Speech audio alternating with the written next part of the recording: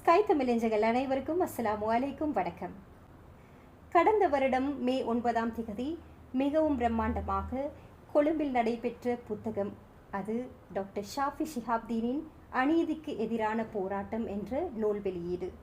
அனைவருக்கும் தெரிந்த விடயம், அது மிகவும் பிரம்மாண்டமாக ஒரு நிகழ்வாக நடைபெற்றது.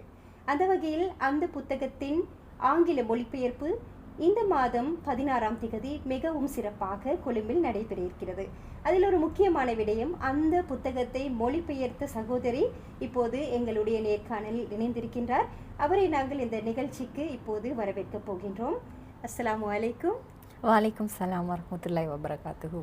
අනිෂ මං ඔයාගෙන් අහන පළවෙනි ප්‍රශ්නේ මේ පොත සම්බන්ධව අෂරෆ් ශිහාබ්දීන් මහතා විසින් දෙමළ භාෂාවෙන් ලියූ වෛද්‍ය ශාෆිගේ අසාධාරණයට එරෙහිව සටන මේ පොත ඔබ ඉංග්‍රීසි භාෂාවට පරිවර්තනය කර තිබෙනවා.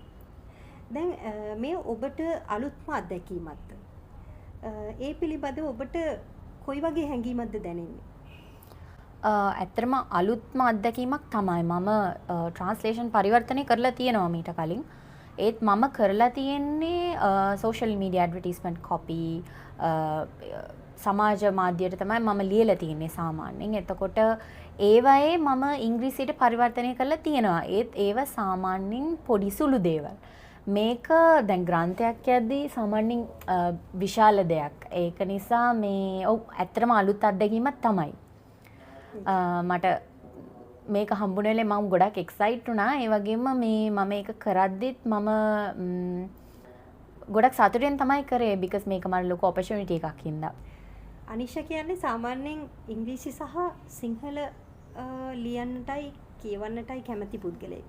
එතකොට දෙමළ සාහිත්‍ය ගැන ඔයාගේ අදහස මොකක්ද? ඔයාට දෙමළ සාහිත්‍ය සම්බන්ධව දෙමළ භාෂාවෙන් ලියන්න කියවන්නත් ඔයාට කැමැත්තක් තියෙනවද?